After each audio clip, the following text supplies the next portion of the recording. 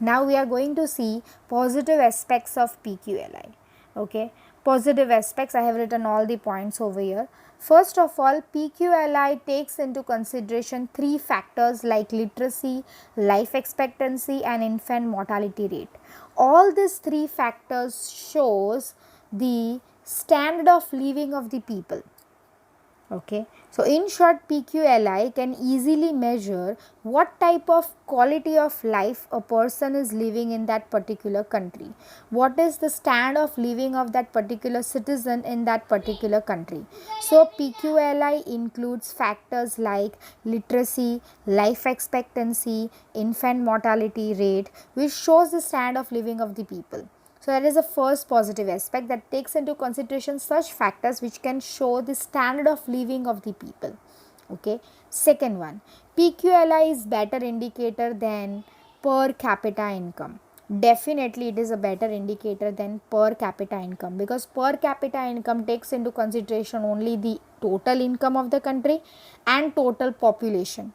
Okay, but it doesn't take into consideration the qualitative changes. PQLI only takes into consideration qualitative as well as quantitative changes. In such a way, PQLI is better indicator than national income as well as per capita income. Okay, so this two can become one positive point only, that PQLI is better indicator than national income and then per capita income. Why? Because it is having less limitations. We have already seen the limitations of the indicator of national income and limitations of an indicator of per capita income. There were so many. Do you remember? If you don't remember, you can see the textbook. Okay, so the PQLI is having lesser limitations as an measuring rod than national income and per capita income. So that is also one of the positive aspect of physical quality of life index. Okay. Next one, with PQLI we can compare two countries, we can compare two states, we can compare two regions, that we already have seen right now in the important aspects, right. With PQLI we can compare two different countries, two different states of same country, two regions of the same state. Anything can be compared, it depends on you what you want to compare. Okay, and even we can create or we can find out PQLI of males and females, urban area and rural areas, and do the comparison. So physical quality of life index we can find out for males and females, urban areas and rural areas, and do the comparison and know that whose PQLI is better, whose physical quality of life is better in a country, males or females, or in the urban areas or rural areas. Okay, so these are the positive aspects of PQLI. Okay, so here we complete with the positive aspects, or you can say the merits of PQLI. PQLI includes factors like literacy, life expectancy, infant mortality rate, which shows the quality of life. PQLI is better indicator than per capita income. It's also better indicator than national income as it has lesser limitations. With PQLI we can compare two countries, two states, two regions, and last one, we can even create PQLI of males, females, urban areas and rural areas and do the comparison. Okay. Now as they have told that even the PQLI has certain limitations. So let us see those limitations.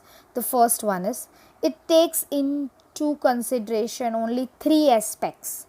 Only three factors are included while measuring PQLI. Which are those three factors? Literacy, life expectancy and infant mortality rate. So only three aspects are considered. Now when we see the overall world, okay, I don't think so only these three factors are important. Other factors are also really very important to know the quality of life of the people, but they have taken into consideration only three aspects.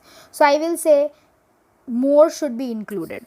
Okay, and that I'll tell you that after 2003, instead of three aspects, more three are included while measuring quality of life index of the people.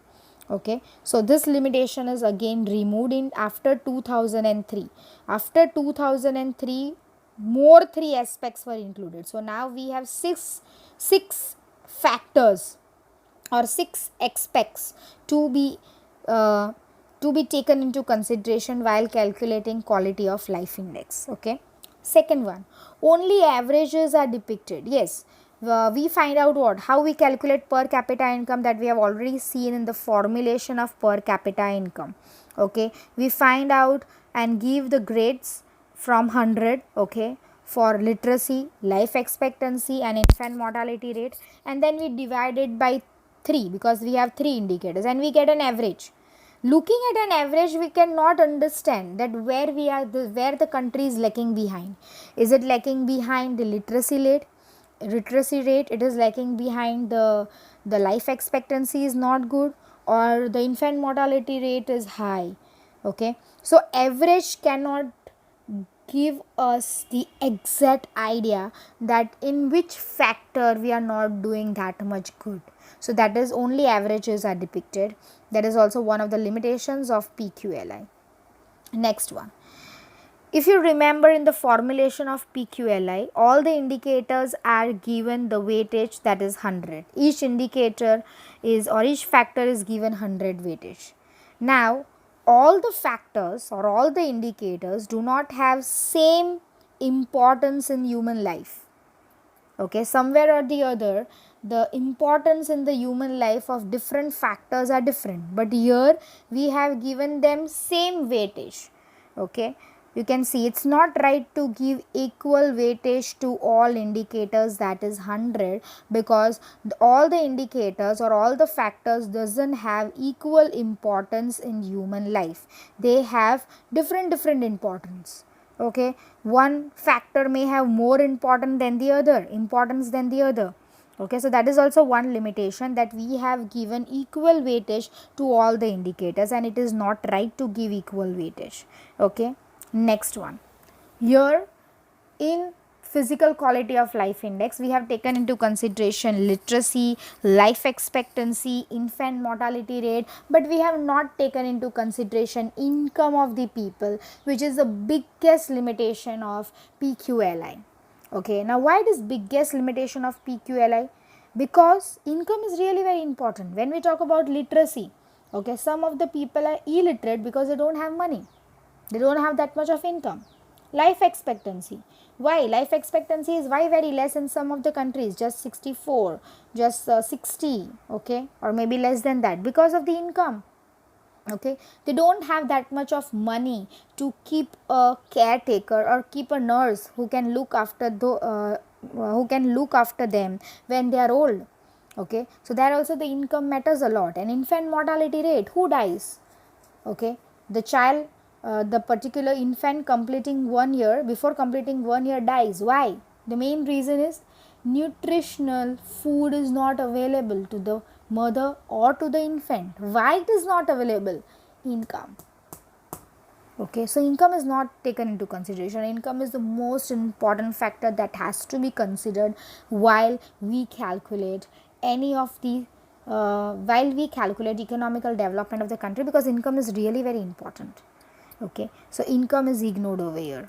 Okay, and last one, PQLI of rich countries rises slowly than other developing countries. Okay, also teacher, how this PQLI of rich countries rises slowly than other developing countries? Why? Because a particular rich country has made a progress 90%. Okay, and particular developing country has made how many percentage percentage progress? Only 55% progress. Out of 100% progress, the rich country, that is developed country, has already made 90% of progress. So what is the scope now? It has only 10% scope to be do improvements.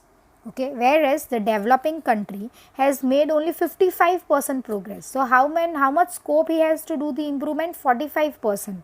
Okay, that is why the PQLI of the developed or rich country rises slowly, and the developing country, if does really very well, they will develop really very fast. Just as the students. Okay, one student has got 90% and the other student has got 55%. 90% student now has what what scope of improvement? Only 10% scope of improvement, whereas student B, which has scored only 55%, has the improvement to be done by 45%. Okay, so who have more scope? Okay, the student B have more scope. In the same way, the rich country has already